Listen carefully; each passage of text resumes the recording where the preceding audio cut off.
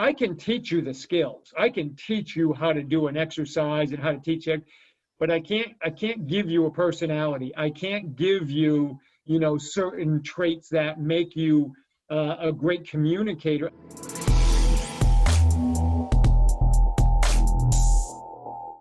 Welcome to the Upside Strength Podcast, your number one fitness and performance resource in Switzerland. Today, I'm happy to welcome Lee Taft, coach, educator, and multi-directional speed expert. Hey, Lee, welcome to the podcast. Thanks so much, Sean. This is exciting. I love what you're doing and really honored to be a part of the show. I'm looking forward to chatting with you today. So for maybe the few people that don't know who you are, can you give us a brief overview of your background? Who are you? What do you do?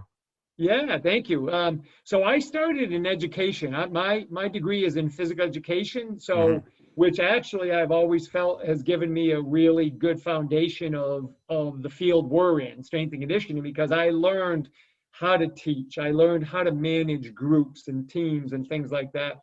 So after that, when I started in 1989 was when I first started. And I was kind of the schools. I was a head football coach. I was a basketball coach. I was a track coach. And I was kind of their strength coach. I really got into the strength. I really enjoyed that. So a couple of years later, I ended up getting into strength and conditioning around 91 as a profession.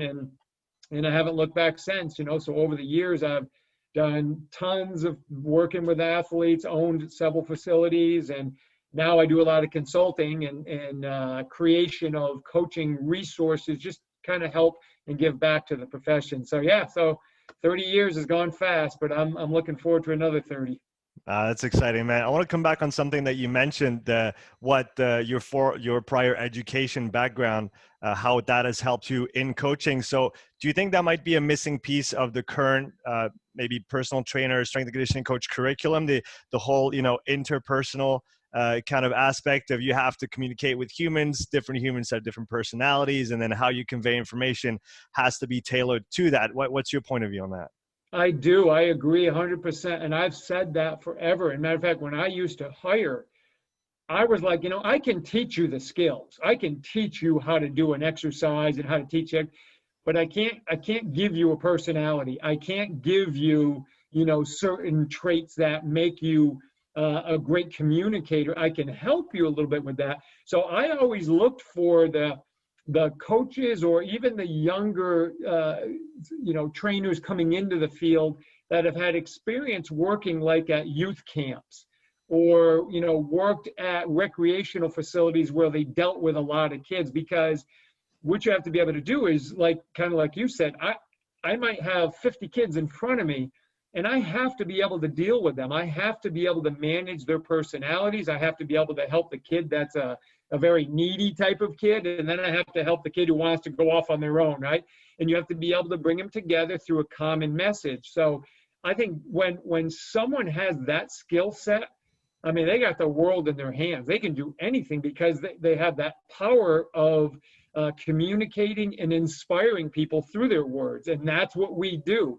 If we are not great, I don't care if you're doing one-on-one teams or large groups, if you're not a good communicator and you can't get people to be inspired to be with you, you're going to lose them eventually. You have to be able to talk to them and be able to manage situations. So I think that helped me a lot because I had to learn to teach kindergarten all the way through 12th grade, plus coach large teams. So helped me a lot when I was a young guy.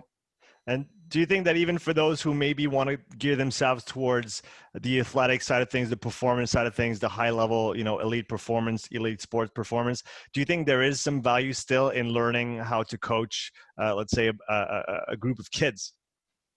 Yeah, I do. And I've mentioned that a lot. I think the elite coaches, at least here in America, at the professional teams, and especially more so at the college teams, a lot of them have been gifted with understanding offensive strategies, defensive strategies. They learned that. Doesn't necessarily mean that they're really good at managing personalities and they're not great at managing flow of a training session or a practice or things of that. So I think there's so much value for even the higher level coach to have experience working with you. Go ahead and if you want to challenge yourself, go work with a group of 12 13, 14-year-old boys and girls. I'll tell you what, if you can survive that for a year, you can coach anybody, right? So, but I think that's what it does, is it teaches you what skill acquisition looks like live. Okay, we can read about it and we can see this research and study. Yeah, well, jump into a class with kids who have zero coordination, or combined with some kids who have zero coordination with kids who have amazing coordination, and you have to make that classroom work. That's when you become a good coach. So you talked about, you've been in the field for over 30 years now. What have been some of the most important moments in your career so far?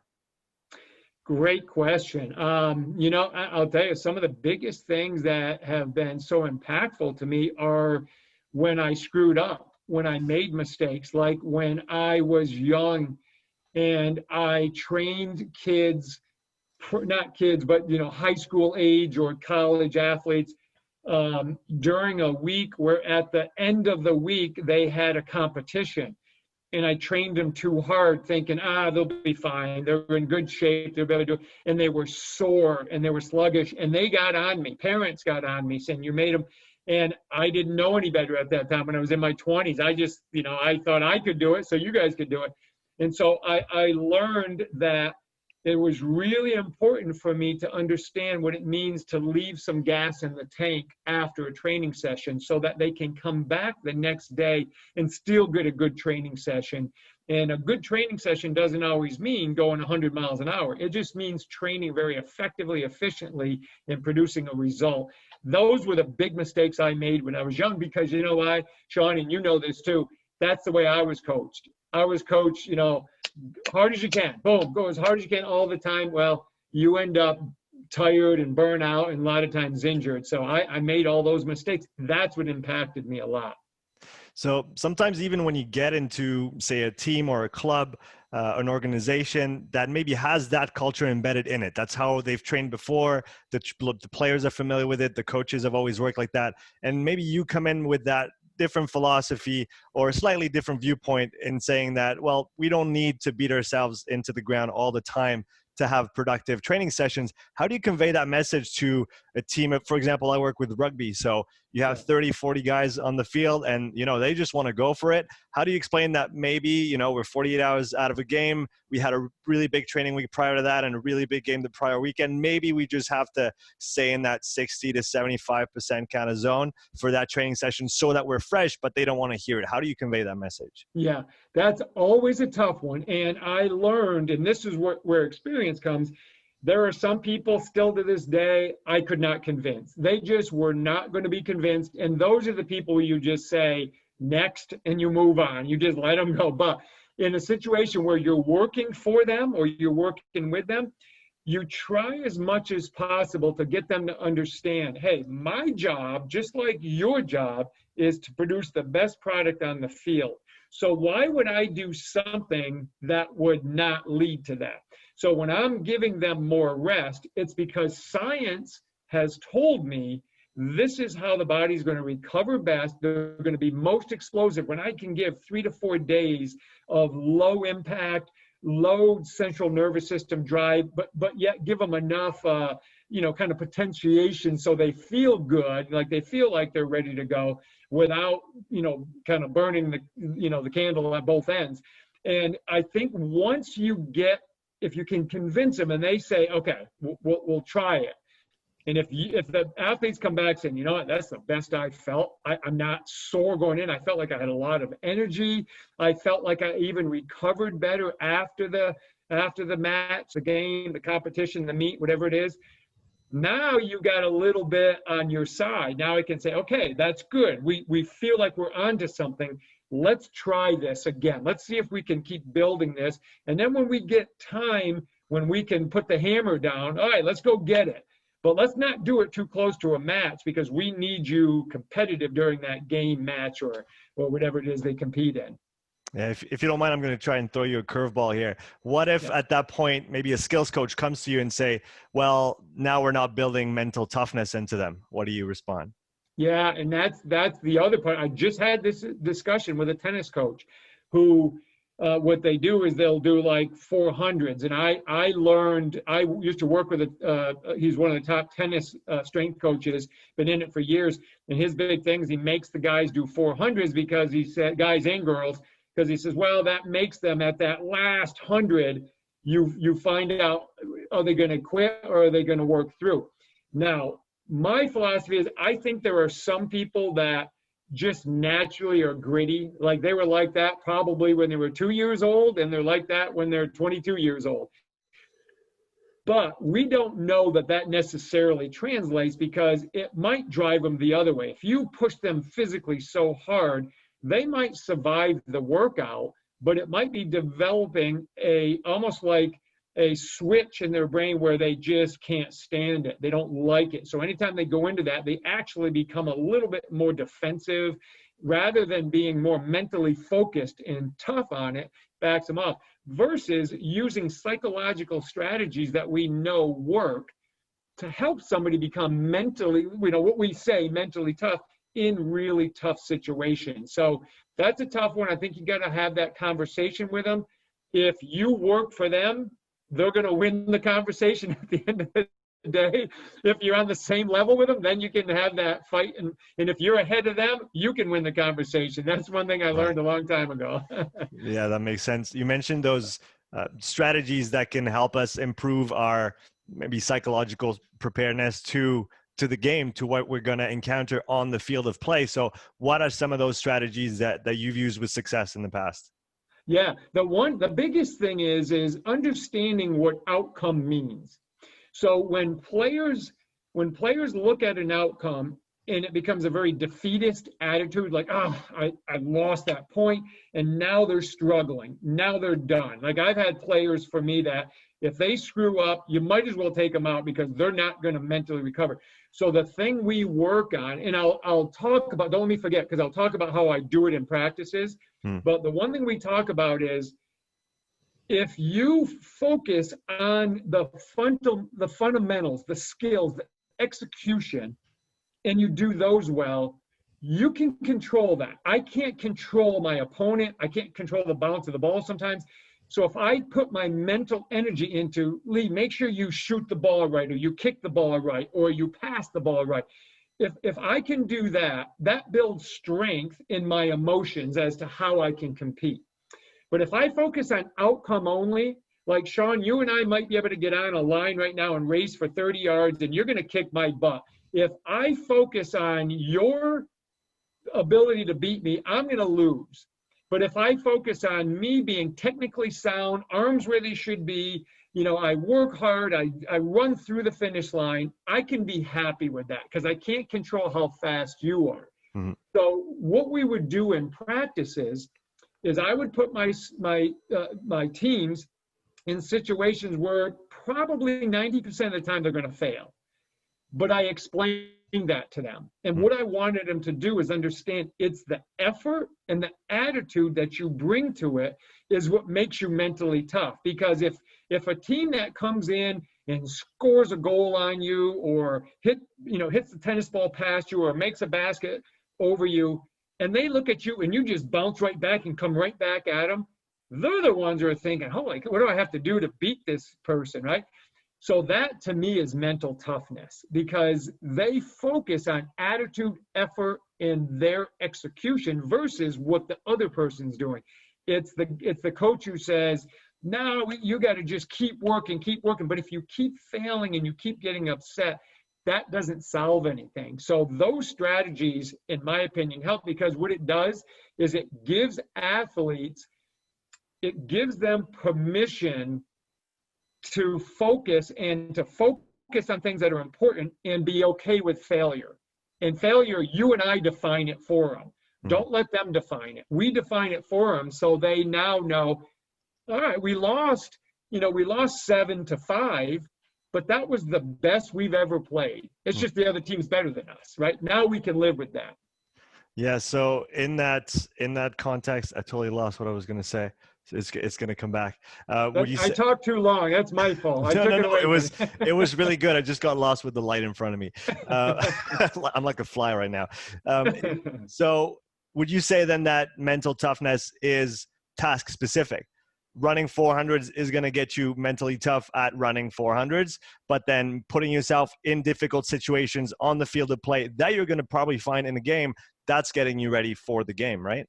Yeah, because you can regulate that setting, Mm-hmm. right? I can't be in, like, let's say tennis. I'm working a lot in tennis. I can't be in the fifth set like we just saw at the US Open. I can't be in the fifth set and in the tiebreaker and think, oh, that 400, I'm on the final 300. I can't think like that. I have to think of all the times I was in a practice Mm-hmm. and how my coach made me focus on, the score is 9-9, next point wins. I can't focus on that 400. I got to focus on how do I execute this forehand to make sure I put it deep in the court.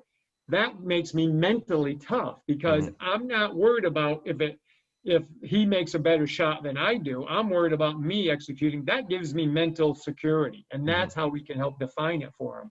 Yeah, that makes sense. I also wanted to ask you, what are some of the things that you've changed your mind about throughout your career?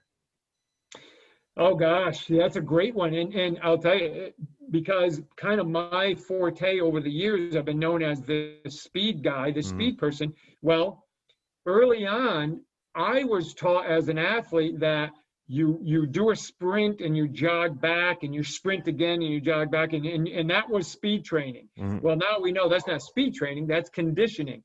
So early on, I had that same kind of mindset. I was like, well, yeah, we got to, if they're not sweating and really tired, we're not getting a good workout. So I had to learn what energy systems meant. I kind of knew about it. I studied it when I was in college in the mid 80s, but it was like every other class. I'm just trying to get through it, right? And then I start saying, well, wait a minute. Okay, if I can only replenish my energy, my ATP this fast, well, then I better get them to rest. No wonder these kids weren't getting any faster. They're in great shape, but they couldn't beat anybody, right? That's why I always said to even like marathoners, I'm like, the goal isn't to see who can keep running. The goal is to see who can get to the finish line quicker. That's the goal. And same with any other sport. So that was one thing I really had to change. And I also had to understand early on, even though I knew speed was a skill, I don't think I respected it as much as I do now from the standpoint of efficiency of limb movement, things like that, like how my legs should be when I run and my arms. Early on, we used to just add, move your arms, move your legs, move them harder. I respect it now. I understand, and I have for obviously, several decades now, but at first I didn't get that. So those were two major things, that conditioning component, and then obviously the mechanical part of it made more sense to me. Yeah, I think it's interesting when you talk about sports preparation and the physical preparation aspect to it. There still is a technical aspect to the physical preparation side of things, right? Things you can focus on that are more qualitative than quantitative. And I mean, at first, same maybe as you, I just saw the the number side. Can we go faster? But now, can you do it better? Can you be more efficient? Can you coordinate your movements better? And all those things add a layer of complexity maybe, but also an interesting part for the athletes to take part in that maybe before thought, oh no, running fast is just about running fast. But no, now I can not only get better at my sport, on the field, technical, tactical, psychological, but I can also technically improve step by step on the physical aspect of my development. Exactly. That's so important, especially, Sean, when we start talking about multi-directional speed, because sprinting is almost like a dance. If you can execute that foot pattern over and over and over again for 100 meters or 40 meters or 200 meters, whatever we're doing, I get very good at it. I can practice that. But now when you and I are playing rugby or we're playing tennis or, baseball or whatever, now I have to make decisions and then I have to be able to execute. The more I practice, now I can still move based on a model of multi-directional speed. Like we know sprinting models, but there's models of lateral gait, there's models of a lateral run, of opening my hips. And if we can get athletes to practice those effectively and efficiently, Now we can get them to a whole new level when it becomes subconscious. And that's ultimately what we want. Because I don't want them thinking footwork while they're playing. I want them executing. And that's ultimately where we want Yeah, that's pretty much the worst thing you can do is think about, okay, which hand goes with which arm right now. them. Definitely. So, And you know what? Going back to the earlier question, that was right, another mistake I used to make, is I used to talk too much as a coach. I tried to right, tell them everything. right. Now, it's funny because my interns that used to work for me in the past would watch me, and I'd stand and I'd watch like my arms are crossed, and they'd say, how come you didn't say anything? And I said, well, because their learning has taken place. If I say something, I might disrupt their learning. Yeah. I know when to step in now. I didn't know when to step in when I was younger. I just talked because I thought I had to. So, yeah. Yeah, that makes sense. I want to definitely go into the linear speed piece and the multi-directional speed piece with you today.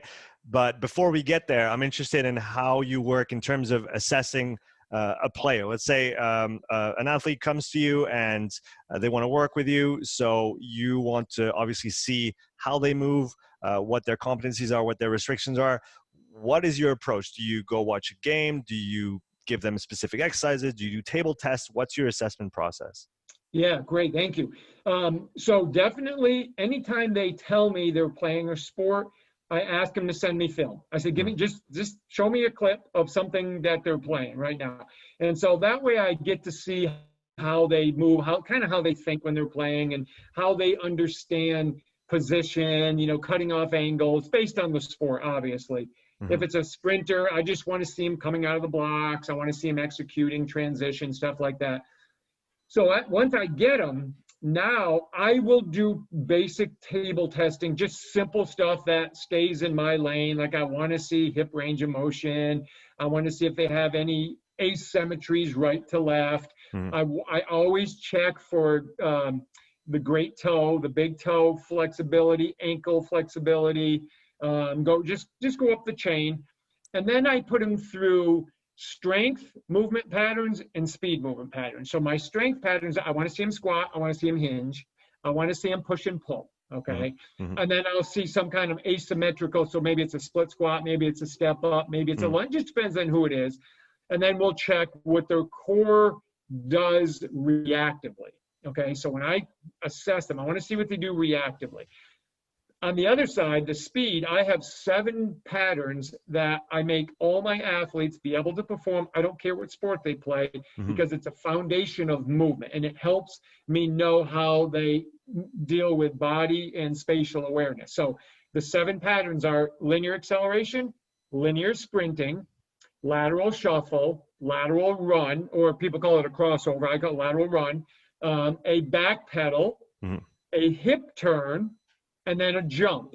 Now you have all kinds of variations of those. So for example, if I were working with a triple jumper, I obviously want to see single leg type jumping, right? But if I'm working with a middle in volleyball who blocks in the middle, I want to see double leg. So I can change that to meet the athlete I work with. After I've seen those, I have a really good idea of what I'm dealing with. What I saw on the table, if I see a lack of internal rotation, maybe at their hip or whatever, and now when they're doing their lateral shuffle, and on that side, they tend to have a hard time getting out of that change of direction, that tells me a lot. So once I see that stuff, I'm pretty good. There's other things that I'll add with some athletes, like maybe some shoulder range of motion. Again, it depends on who I'm working with. But once I see that, Sean, that gives me a really good idea where I start. And I know you know this, every day becomes another assessment anyway. So that's why I don't bury them too much on day one. I just have fun with them, let them move. And then I know every day I get to work with them, I get to assess and make adjustments from there. Yeah, that makes sense. Once you've gone through that process of actually assessing, maybe not like you said, as a standardized battery of tests, like we might see sometimes, but just fluidly seeing how they behave, how do you decide what are the primary things that you need to work on with this athlete at that time? Yeah.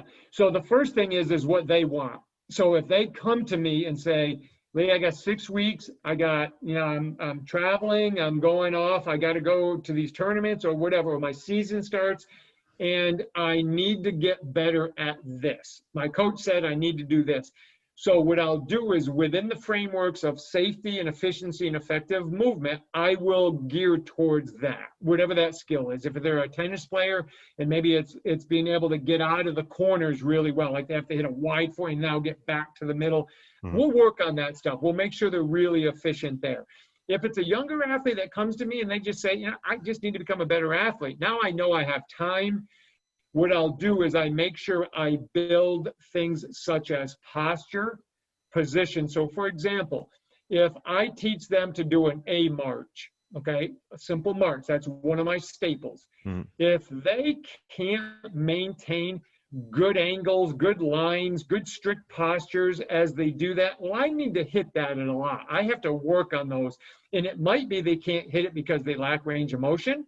They might lack stability in a not an extreme range of motion, but a full range of motion for that skill, or they just might lack overall strength. They just might not have it. And then obviously the skill acquisition. So I just take them through these phases, and as I see them, the light kind of going on and it's clicking and they're getting better, then I know I'm on the right path. And then I start speeding them up and adding other things like that. So I really am one of these guys that I feed off what I see, and then I just feed the next thing that I feel like that's going to benefit them. So you talked about two of your foundational patterns, which are linear acceleration and linear sprinting. In the realm of that kind of category of linear speed, what are the things that you look for when you're either assessing or coaching an athlete? Yeah, so on all skills, especially sprinting and acceleration, we have models. There's models that have been around forever. So when I look at the best of the best, that would be world-class sprinters, right? They're the ones who show us what it looks like to translate going forward. So I take that model, and now let's say I'm working with a volleyball player who really, they're never going to sprint or accelerate like a sprinter. But when I'm training them, for me to teach them to use great hip extension, flexion, arm separation to become a better moving athlete, I can build on those models. So things such as when they take their first couple steps, I want to see low foot recovery. I don't want them stepping up high because they should be on a lean. And they're going to be on a lean because they push hard. They're not going to be leaning because they just want to lean. They can lean because they push hard enough. That's what allows them to hold the angle.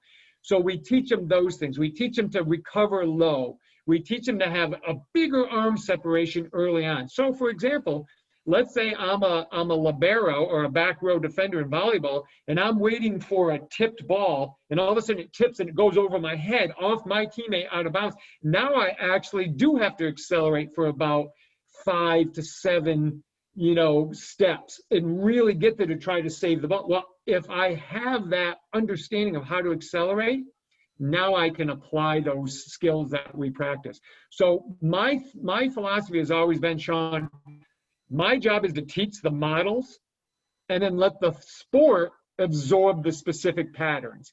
Volleyball players, rugby athletes, lacrosse athletes, netballers move like their sport because they play the sport all the time. It demands them to move that way. But if they have the human model of how to accelerate, how to jump, how to sprint, how to shuffle, then they have the ability to have the sport absorb it and stay healthy because they have those abilities. Does that make sense? It does. It does make sense. So to put that into context on maybe a field sport, let's take soccer where you are going to be sprinting with ball or without the ball. I guess you could say that sprinting is specific to soccer as such as a competency, but then you as the speed coach, maybe you're going to coach the general skill of speed and let the specifics of how you might run with cleats on a grass pitch with maybe you have to change direction, maybe I have a ball on my foot. That happens kind of after you've taught them the foundation of speed as such. Is that what you're saying? Yeah, and I can give the nuances that soccer is going to demand of them as long as I do the specifics, or excuse me, the general foundation of sprinting first. But then I can say to them, hey, You're going to sprint side by side with a partner. But what I want you to do is let's say I choose partner number one, when partner number one veers off to the left, you have to go with them. So that would be a specific type movement that I might have to do. I'm sprinting and all of a sudden now they make a pass to the middle. Now I have to go to the middle or to the outside. So we can start adding that, but if they understand the basic mechanics and they can execute the basic mechanics, at least I know they're going to be healthier when they're running and when they're sprinting. Because if they have poor patterning often leads to asymmetrical movements, maybe too much strain in one area because maybe they have a pelvic tilt and now these hamstrings or quads are getting crushed. When if I just worked on the good model of sprinting, now they're a healthier athlete.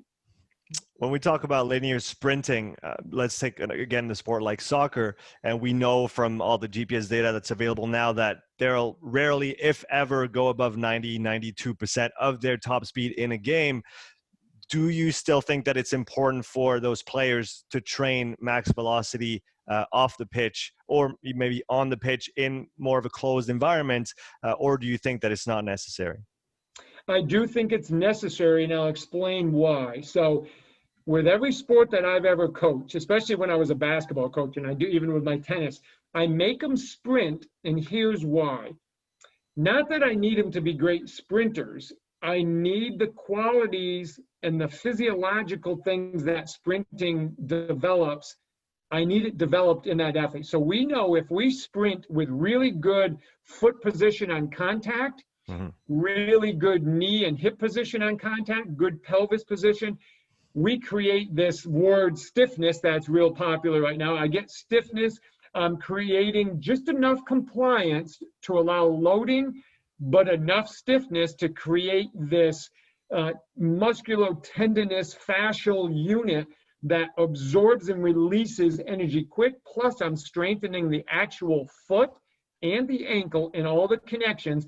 So now the athlete can use that new, stronger foot to cut better, to change directions. If I'm in cleats and I have to plant quick and change, I now have a better structure. So I'm not getting to sprint because I want them to be better at sprinting. I want them to sprint so they develop great abdominal strength to be able to handle that fast movement of the limbs. I want great range of motion at massive speeds. But here's the thing. Even when I get them sprinting, kind of like you said, they might never go over 92% max. I tell my athletes, 100% is right here. I want you just below it. Like, I don't want you going so hard that your teeth grit and your clench. Just back off a little bit, but you're still trying to win the race. You know what I mean? So I try to get them to understand you have to learn to float to be effective, not strain. And so in that context, I guess you could say that max velocity sprinting is, in essence, highly specific strength training, considering the ground force contact that we see in sprinting, right? Yeah, because believe me, I've tried, but I don't know that there's another way that I can replicate that foot contact at that speed with that relative body weight times what? What do we say? Times 5 sometimes, times 4, times 6. It depends on who you read. Yeah. Into the ground, I can't replicate that. You know what I mean? I can do like quick jumps and pogo jumps, but it's not at that massive speed. I can't So when an athlete gets good at sprinting, there's so much benefit. Not to even mention the metabolic effects. If you put somebody on the sprint, I've done it with adults, and they lose weight and they gain more muscle and they get stronger because they sprint. And so there's just so many benefits to it that I think are. And the other thing is, I can train at these high speeds but not have to worry about hard jarring like I would if I'm doing hard change of direction. But yet I'm getting the central nervous system activation I want. Last couple questions on the linear speed front. What is your take on this idea that I guess still exists, because I heard it not even a week ago, that, past 10, 12, 15 years old, training speed is not really worth it because besides a few maybe technical improvements, you're not going to get much out of them in terms of improvement. What's your position on that? Yeah, well, if that's true, then we're all out of a job because Yes, you're right. because especially take the companies like Altus Right. and Exos, and you go through Mm, the all these combine companies that take these athletes from a 4.4 and get them down to a 4.37, and they mm, make millions of dollars. We know we can improve because we can eliminate inefficient movements. Sometimes that's all we have to do, just eliminate mistakes, or we can eliminate the mistakes and add additional economical patterns, right? We can make sure they're doing things better. mm. We can become very technical. Like if we're working with a sprinter, we can start talking differences in where the hand is to be able to help them strike quicker. Well, that might mean this much. Well, how many races have been won and lost by that much, right? Mhm, Think mhm. about baseball players. Right. I've spent a lot of times with major league teams and on base stealing. You get thrown out by this much routinely. Yeah. If we can effectively improve that in 26, 7, 8 year old men or women in softball, in their case, we know we can do it. We know it improves. Now, what they're talking about maybe is that what they talk about the window of once their central nervous system hasn't been, if it hasn't been trained at these high speeds that young, that they may never reach. Well, we know we can still get them there because we can improve strength, we can improve mobility, we can improve stiffness, we can improve fundamentals of biomechanics, Mhm. and now we got an athlete that moves faster. So yeah, so I haven't bought into that. I've heard that, but I haven't bought into that because I've had such great results for this long. So yeah. No, that makes total sense. What are the most common mistakes that you see that are made in teaching linear speed? So from coaches specifically. Yeah, I think one problem a lot of coaches have is they emphasize, and this is more on the linear max velocity, so vertical Hmm. technique, is they put too much emphasis in pushing Hmm. when once you strike the ground, what we want the athletes to think is strike and lift. So at that massive speed, my foot, once it touches the ground, it's naturally going to carry behind me. But then we want to pull that knee up so the foot path comes through very clean underneath my hip, and then I can get to a nice front side mechanics. If we have coaches that talk like push, push, push, when they're sprinting in max velocity, we see a lot of kids get that, the chest sticks out, the back starts to arch, and their leg gets stuck way behind them in loop. Hmm. So pushing too hard, um, arm action that is too short and too tight. In other words, they get below 90, okay, rather than like they're staying at like this. So when I'm in the front side, I might be at 80 degrees, 85 degrees. But when I go down, my arm needs to open way up, and Hmm. then it starts to close a little bit on the back. But if I don't allow that to happen, my coordination of gait gets all thrown off and it becomes too quick. So those are things that I hear because we always were taught stay at 90-90. Well, you can't stay at 90 when you're sprinting at those speeds. Your arm has to be able to hammer down. That's what coordinates with the opposite leg and the opposite arm. So yeah. Yeah, like you're saying, that the shoulders are pretty much a mirror of the hips in terms of balancing out the system. As the right leg is forward, the left arm is forward, and vice versa. And it's true that maybe to go back to that, the statement of the technical side of the physical preparation, and once you open the eyes of the athletes on that simple fact that, hey, if you free your shoulders a little bit, you're actually going to gain range of motion instantaneously in your hips, because now you can actually move in a more fluid manner instead of, like you said, being like a robot stuck with right angles everywhere. Exactly. And that, Sean, is what tells us how important the transverse plane is. Hmm. We think sprinting and we think sagittal, we think straight ahead, but the transverse plane, that's the coiling that's going on right from the mid-tarsal joint in the foot all the way up to the cervical spine. That's what we're really working. So yeah, great point on that, because the shoulders and the hips, they've got to work together. Yeah, I guess that's an interesting, maybe a little aside question for you. I've been in recent times exposed to some of the work of Bill Hartman, Justin Moore, and this whole idea of 3 planes of motion. If you think about it, anytime you move a joint, given the structure of said joints, we're always moving in 3 planes of motion. There is no, one plane here, one plane there, and the other plane across, right? That's right. We reference those planes for clarity. So if I'm walking towards you, I can say, well, I'm walking in the sagittal plane because you're in front of me, or if I go sideways. But in the human kinetic system, it's designed because the thing is, we can't just look at like a bone sitting on another bone in that joint. We can't just look at, we got to look at the tissues and the fascial slings and the fluid and everything that's involved with it, because moving all that tension around and squeezing, that's what creates our motion. The bones are just, that's what gives us structure and which allows us to, in a global way, move that way. But yeah, just look at the fascial system. You can see it. It's not like this, right? I mean, it's like this, and it's all over the place. So yeah, definitely, we got to understand that. But we can use frontal, transverse, and sagittal to give direction, so people understand it, especially people who are not maybe in our field.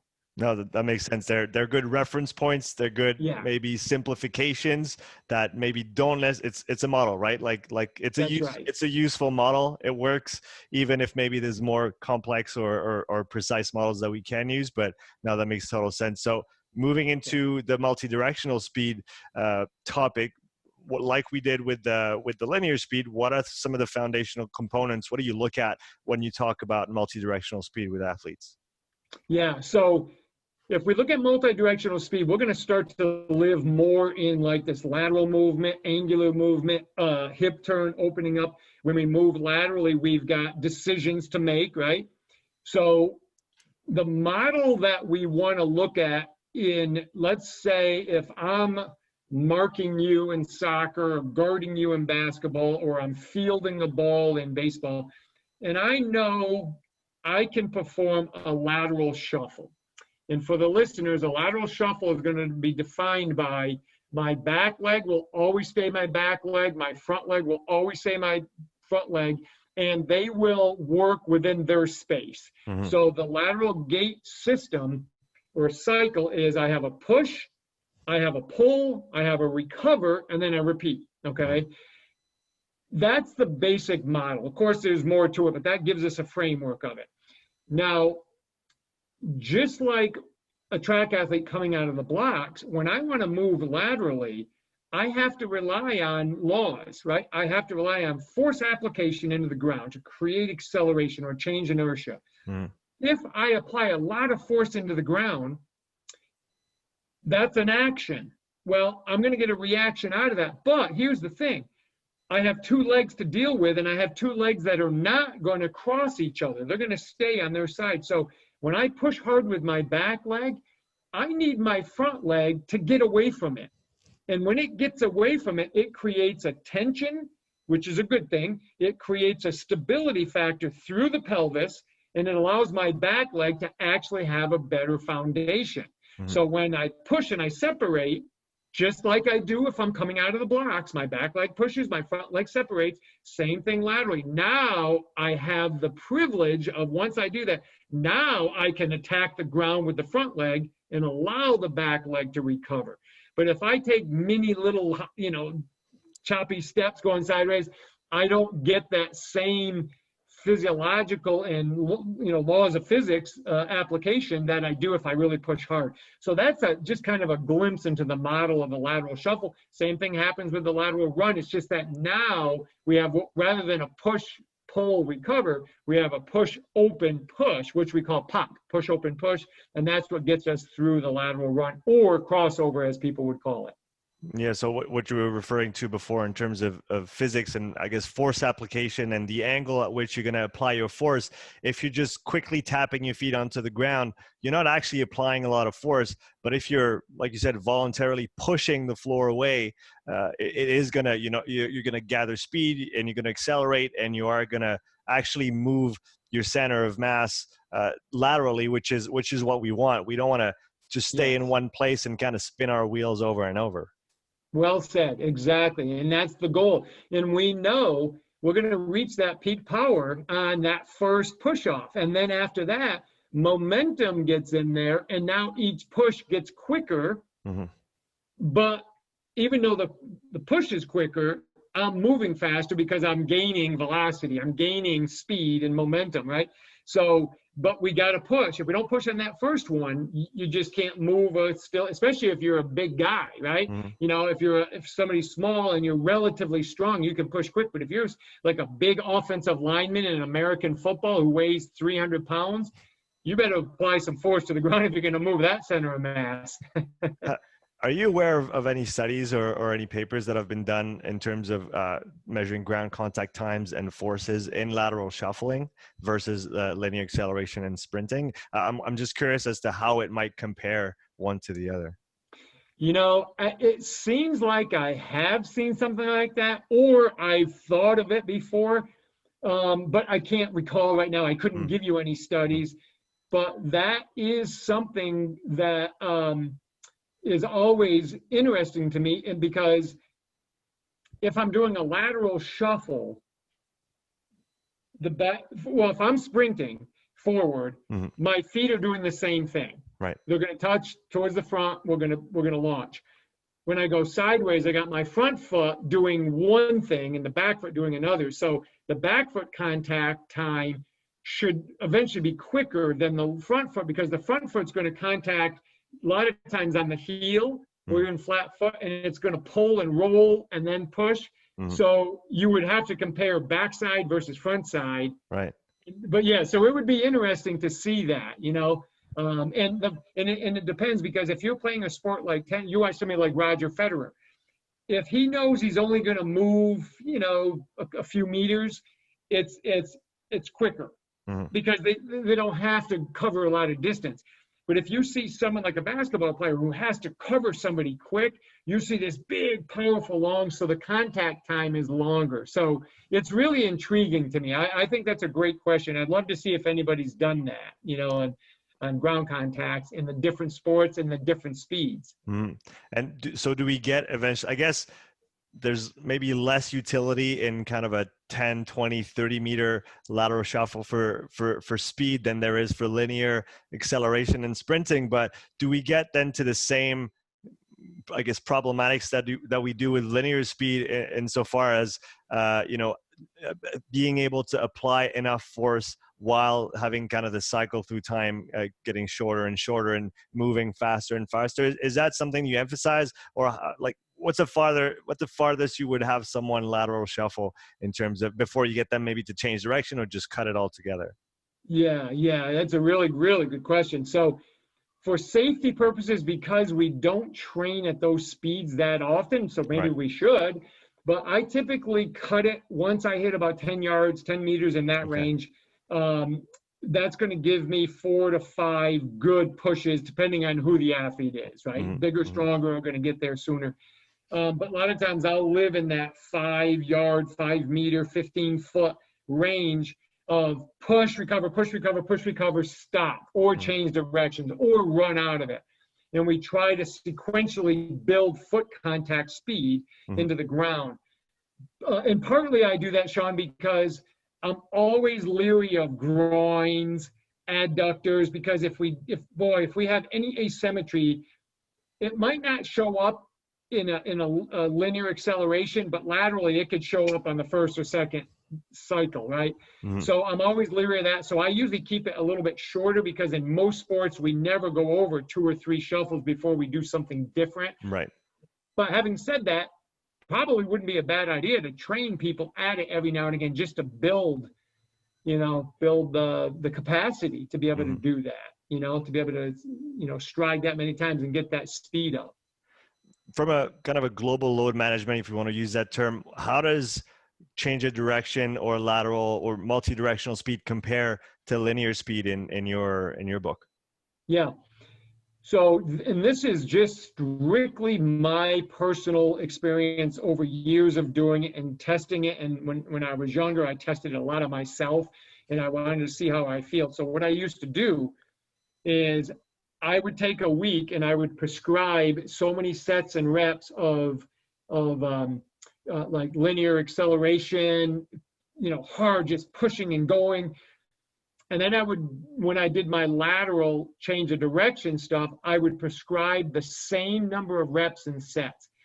And I always was way more sore, fatigued, and recovered. It took me longer to recover on those change of direction days. Mm-hmm. So I started messing with volume of how much I cut up. And again, this is it doesn't work with everybody all the time, but it's pretty close. I go about 20%, 15 to 20% reduction in total volume. Mm-hmm. Okay, so if just a real raw number, so if I do Right. 10 of linear, I might do 8 of lateral. Okay. And what it does is it just gives the body a chance to stay in a recovery cycle versus taking me maybe an extra 36 hours to recover versus, I recover really quick from the linear acceleration because it's only concentric stuff, right? Mm-hmm.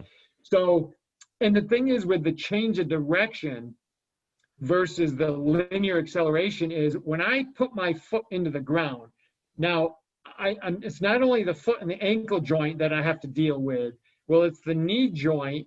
And because like we said, if I do a lateral shuffle and change direction, it's not just frontal plane. There's a lot of transverse plane, right? Mm-hmm. And then my hip, but also what gets very fatigued and sore is like my intercostals, my obliques, my QL, because when I'm moving to my right and I put my right foot into the ground to change direction, you have that what I call a sway moment. If I'm good at controlling it, it doesn't show up much, but that doesn't mean that left side isn't getting very tense.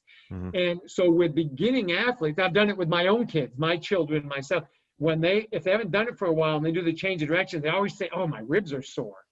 So those are things that you're not going to see as much in just pure. If I did like 10 reps of 10 meters acceleration sprinting, that I'm probably not going to feel that a lot. That makes sense. So in that context, how do you manage rest recovery times when you're working on multi-directional speed exercises, drills, etc.?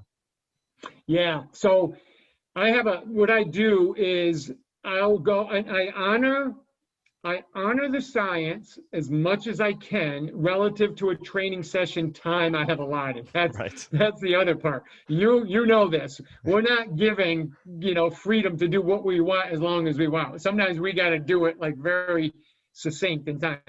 But I honor like the ATP PC system, right? I know if I do something that's 3 to 5 seconds and it's high intensity, I know that I'm going to have to be 8, 10, 12, up to 20 times as long in a rest sometimes. Mm-hmm. So the way I mediate that is I do clusters, just like we would in strength training. So I'll do 1 to 2 second bursts a lot. So think about that. In 1 second or 2 seconds, I can cover a decent amount of distance if I'm changing direction. Like I can go here, here, here, really quick in 2 seconds. Mm-hmm. We'll rest maybe 20 seconds. Right. Because if I stay 1 to 2 seconds, maybe I didn't deplete even the ATP. Definitely not the PC, but the ATP usually is gone between 2 to 3 seconds. So I might still have some there. So I can live on that for a little bit, especially if I give 20 seconds. And I can kind of cheat the system a little bit, get a little bit more volume in there, keep my intensity high, mm-hmm. and be able to recover enough to come back and still do another quality few more sets and reps. So see what I'm saying on that? So that's kind of how I live. And in a lot of sports, that's how they'll play. They burst, they rest, they burst, they rest, they burst, they rest. And then now for a sport that does go maybe 3 to 5 seconds of higher range or 6 to 7 seconds, then I just manipulate the rest differently for them. You know what I mean? Mm-hmm. So yeah, it's just looking at it and looking at the science and saying, okay, this is what I have, but how can I respect that ATP burning out in 2 seconds, 3 seconds and still utilize it mm-hmm. to get a good training effect? Have you ever used that that concept of clusters on the strength side of things in the gym as well? Yeah, yeah, quite often. Hmm.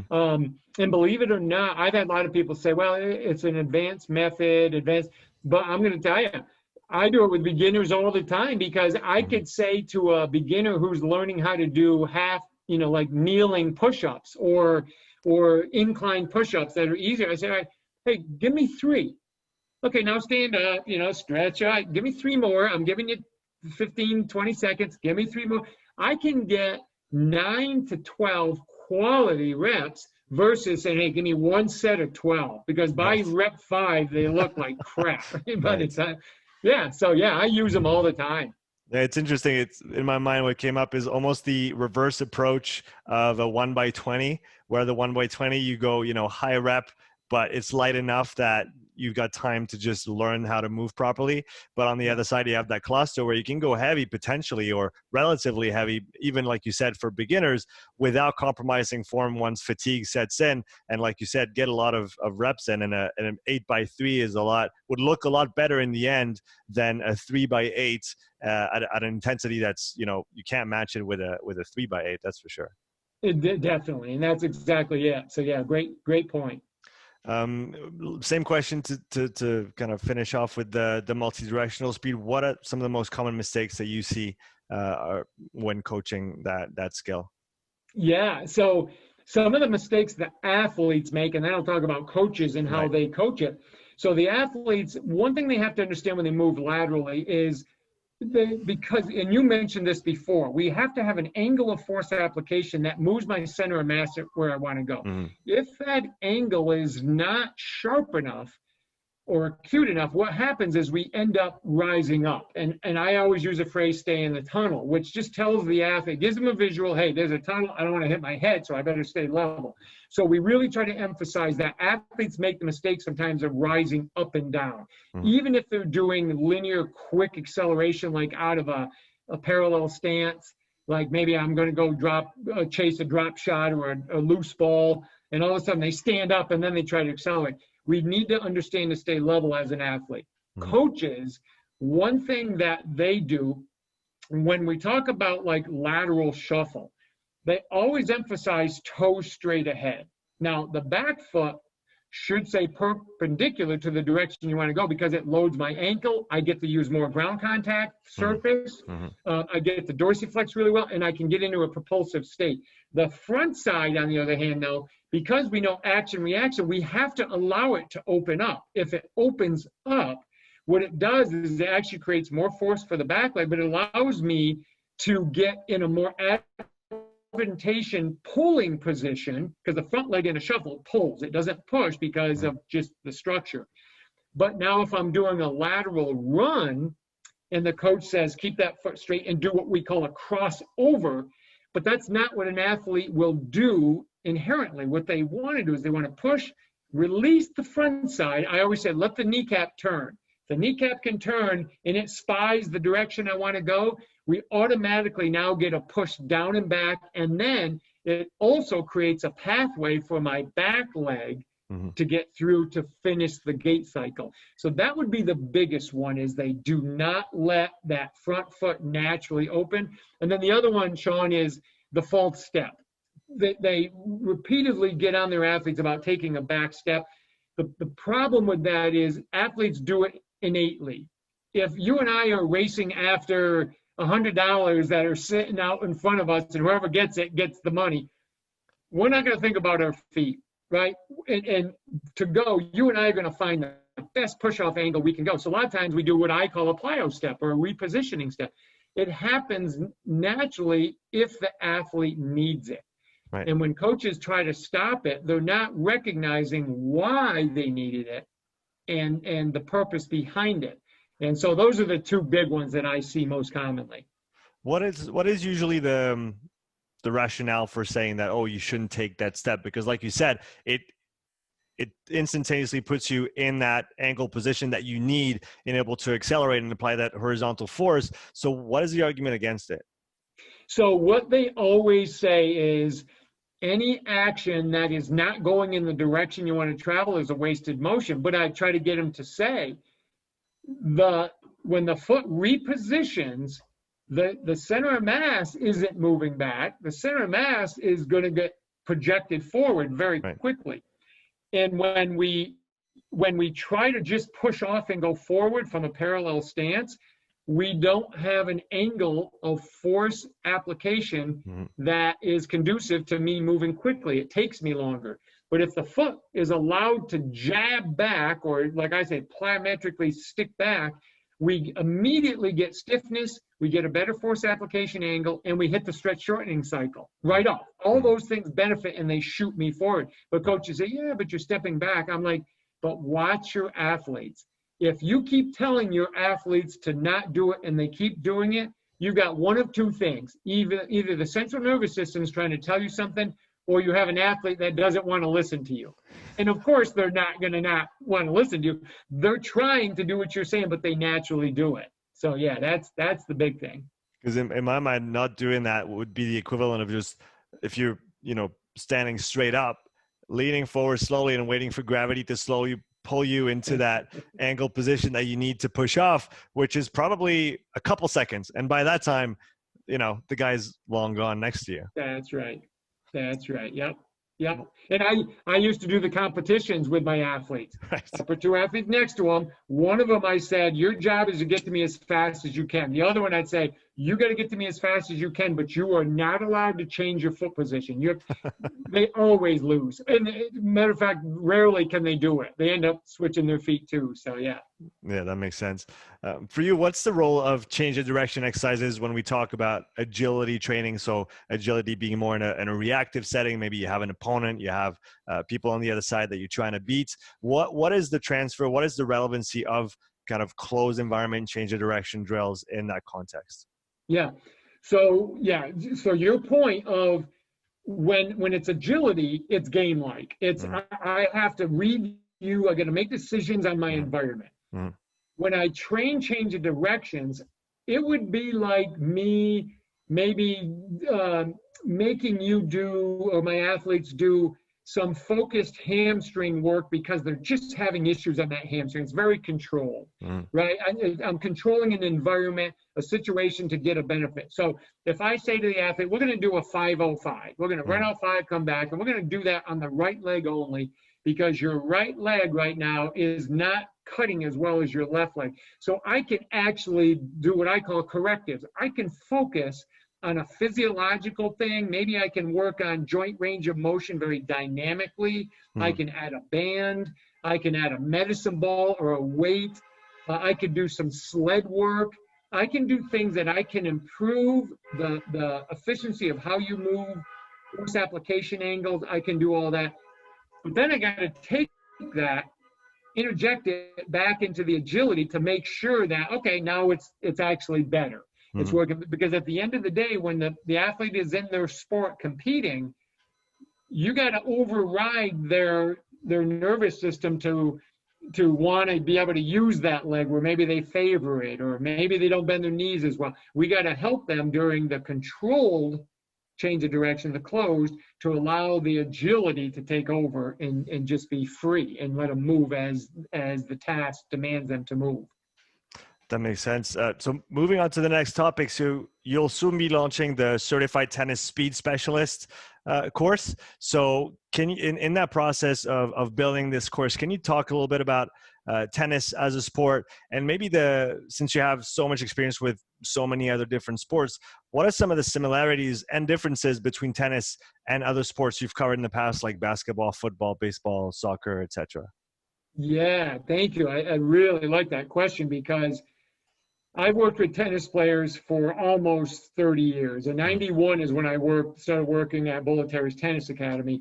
And I was thrown right in the fire, the biggest academy in the world, and that's where I ended up. And so I had to learn really fast. I was shocked at how physical the sport is. I mean, these guys, other than physical contact with an opponent, I mean, they get beat up. They cut hard, they hit hard, they change. When you watch it on TV, you kind of like look at, yeah, they're pretty tough. When you watch it in person, these guys have to really, especially at that level. Right. But what was really cool, now I was fortunate enough, I played college basketball, but I also played college tennis. Those two sports helped me very much, because They both had aggressive change of direction, quick burst, opening my hips to get back, quickly accelerating, even jump. Tennis has some jumping in it. And the tennis, the one thing that's different with tennis is you consistently have to react to a massively speed object coming at you every time, unless they do a drop shot. But for the most part, they're hitting, some of these guys now, even like Serena Williams will hit like 125, 130 mile an hour serve. Right. Guys are upwards of 140.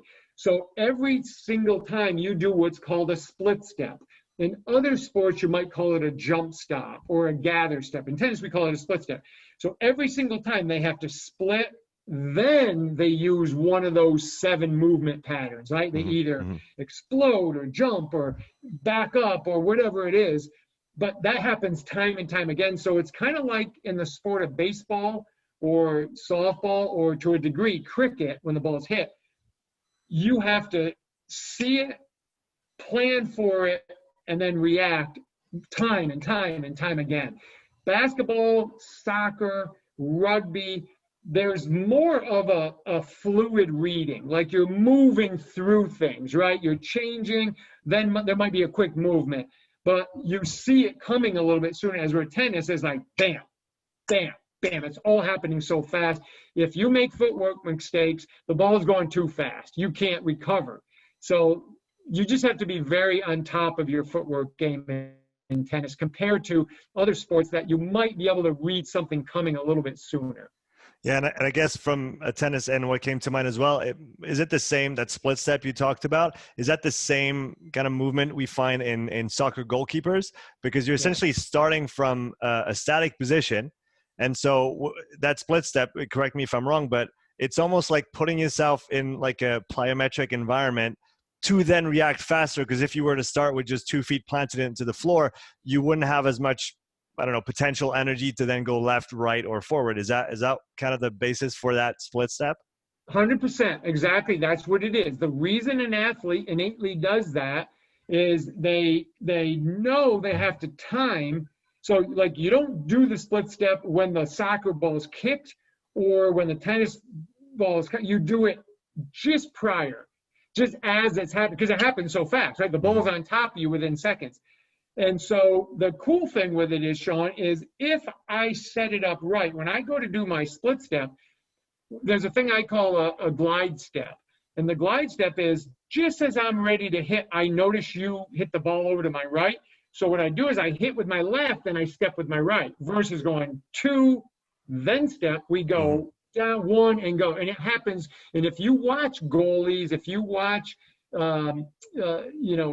soccer or tennis players, you'll see a lot of times they glide step. Some people call it a flow step. I've always just called it a glide because you kind of glide into it. And so it comes out of that split step, but that's what it is. It's that plyometric action that allows you to shoot yourself in the direction you want.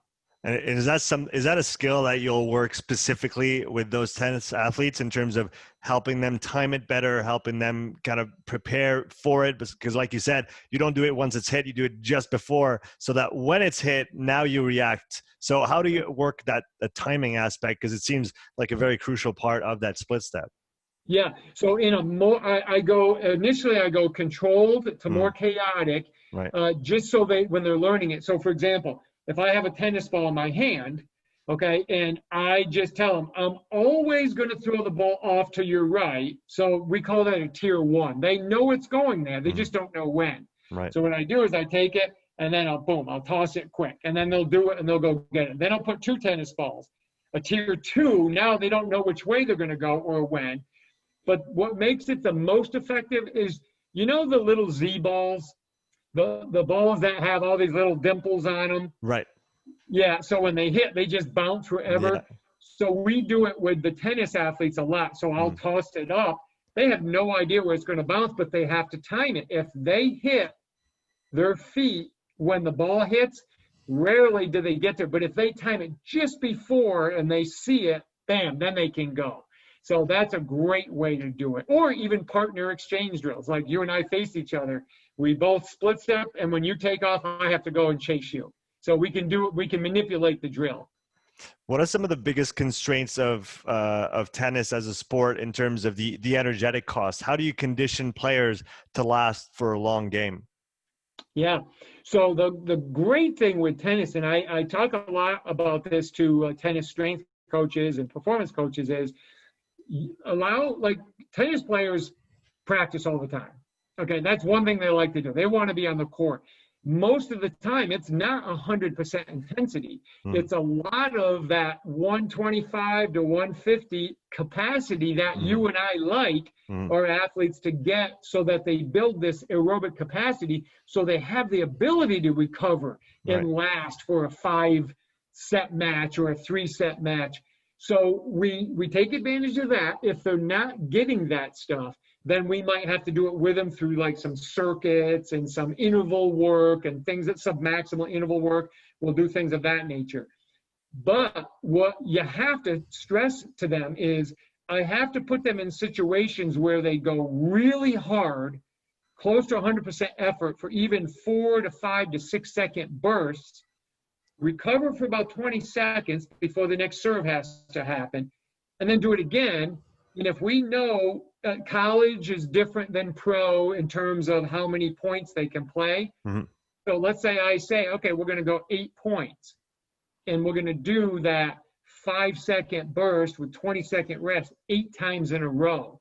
And then we're going to do that for 6 to 7 to 8 games. mm, Okay, now you're getting a lot of on. So that starts to get them to prepare. But if I skip that aerobic capacity, they're going to be great for that first few sets, or that first few, not sets, but more like maybe, reps of doing that for about 5 minutes. And then all of a sudden, that ability to recover isn't going to be there, and they're going to bonk out on us. mm. So we got to have that big capacity, big explosive speed, and then you kind of sprinkle in the lactate training. You don't want to do too much of that because it beats them up too much.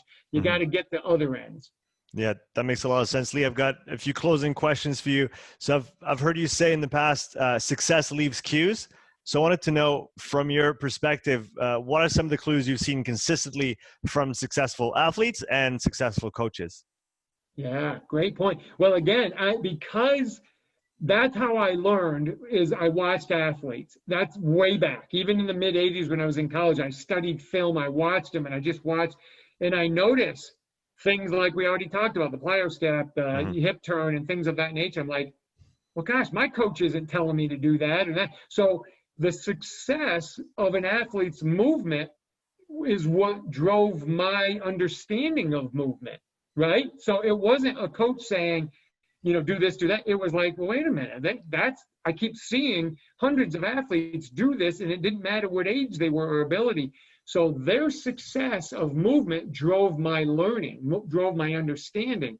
And then from a coaching standpoint, when I started to figure out the best coaches were living in that fundamental, foundational zone of teaching foundations, fundamentals.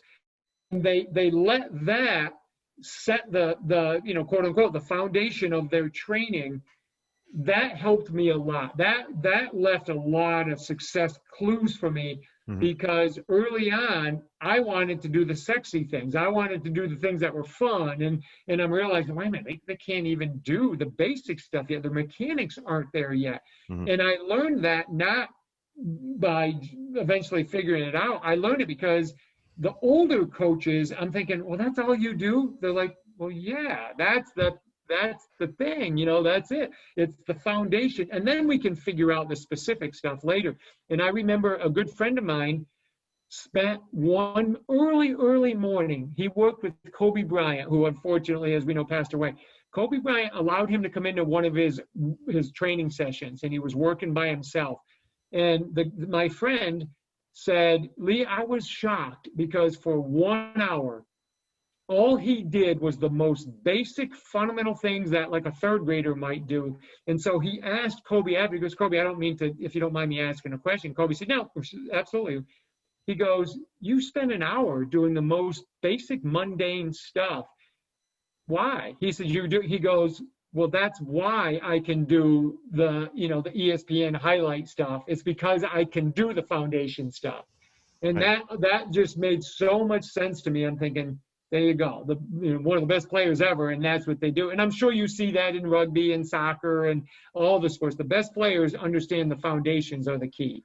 Yeah, it's like Robbie Wilkinson just kicking all day long, and Sonny Bill Williams, if you're familiar with him, just I've heard that he spends half an hour to an hour after every practice practicing passing. Yeah, Wonder why he can offload in any given situation that you can't even think of. Well, because he's doing it day in and day out, like you said, the most basic things, but to a level of mastery that's unmatched, and what then allows you to express that on the field of play. absolutely, 100%. What are some of the things that currently fascinate you in the field of sports performance? Oh gosh, yeah, it's moving fast, isn't it? This field, because when I first started, we didn't have internet, so everything was like you better go to the library if you want to learn anything. So, um, well, I really am amazed with the technology of like GPS systems, Hmm, how they can attain information on how I moved throughout maybe a rugby practice. right. It can let me know how many times I accelerated, how many times I decelerated, where my heart rate lived, how many times I peaked out at a higher intensity. That stuff to me is fast. Even though I don't have that stuff personally, like I don't have access to that Hmm. kind of stuff, I do read the research and I look at it. That stuff fascinates me. And then the other part is, um, I continue to study and read and learn a lot about how we learn, the brain. The more I keep watching, I'm thinking, oh man, did we miss that for a decade? We were way off on that. And Hmm. it's things like guided discovery, problem solving. And if we just would have paid attention to like when we were a child and how we learned, it wasn't by listening to mom and dad saying, okay, when you stand up, put your right foot here and your left foot here. It was just figuring it out, and your body eventually develops. Well, I use a lot of that now in Hmm. my training. I just try to put them in situations to learn. So I'm real fascinated with those two ends, this kind of monitoring system, but also how our brain, how we learn, because now I know how to tell you what to do better or what not to tell you what to do if you're one of my athletes. So yeah, those are the things that really fascinate me. And of course, there's a lot of things, but those two are the ones that I'm focusing on a lot now. No, I meet you 100% on the technology side for sure, because it's becoming so accessible, right? I Yeah. mean, even as an amateur now, you can. I found a company recently in England actually that provides GPS units for $50 a unit with the charging, with Oh, wow. everything. And so I'm still waiting on my unit to test it with my guys. But I mean, that gives you so much good information that you can then use in your practice, which opens a lot of eyes. I guess, like you said, you can get lost in the data sometimes, and too Yeah. much data isn't always a good thing. But it does give you an opportunity to actually see what's going on instead of that oh no, I know how the game works, and actually get numbers on it. Yeah. Yeah. Uh, Do you know what a jump, you know what the jump mat is? yes. It's a $400, 500, it's not real. I have one of those. So I just figured out how to use that to test readiness with my athletes. Like if their Mm-hmm. vertical jump is, 25 inches and they come in and I test them on 5 jumps and they were like 19, 20, 21, I know something's not right. So I Yeah. can adjust. But like you said, with this GPS system, if I cannot have to guess, why not? Hmm. Why not be able to be more accurate to help my team get better? Yeah. So yeah, absolutely. Maybe to bounce back on the jump man, are you familiar with the app called My Jump 2? Uh, Yes, I've used that. Right. So Yeah. I guess that's kind of the cheap version of a jump mat, but you can also get, vertical jump, and you get repeat jump as well. And those things that used to cost, like you said, hundreds of dollars are now accessible on your phone for what, $10? Yeah, there are. I think it's a $9 app. I've used that one, and they even have one for like bench pressing, squatting, stuff like that. That it's the same company, and you can measure the speed of the movement and all. So yeah, it's cool. And very cheap. It is. If you had to give one piece of advice to up and coming coaches who are listening, what would it be? Make sure you're not afraid to network and volunteer. Hmm. You've got to you don't too many people think they're entitled to gain access to higher level jobs and things like that. No, volunteer and you volunteer by networking. So if I want to come work with you, Sean, I need to have the guts to get on the internet, reach out to you, and say, hey, Sean, I would love to come be a fly on the wall for a couple weeks. Do you offer that? Hmm. If you say no, doesn't stop me. It just lets me know I got to go find another way. Or maybe ask you, hey, Sean, how is there a way I can do this with somebody else? Do you know it? And you might say, oh yeah, I know a guy in the UK that's doing some stuff and lets people in. Networking and volunteering, that's how you're going to get, you're going to learn. You're going to learn, and then you can start to grow your profession or whatever it is you want to do. No, I think that's great advice for everybody to follow. Lee, I really appreciate your time today. Thanks for coming on the show. Where can people find out more about you if they don't already follow you? Yeah, well, thank you, Sean, and thanks for having me. This was a lot of fun. Yeah, if they go to anything at Lee Taft is pretty much my handle on social media. Mhm. LeeTaft.com, they can find coaching resources, and then CTSS.co is where they can learn about the tennis certification that's coming out hopefully in a couple weeks into September. So yeah, thank you. I appreciate that. Fantastic. We'll have all that in the show notes for the viewers and the listeners. Lee, have a wonderful day. You too, Sean. Thanks so much, man. All right, take care.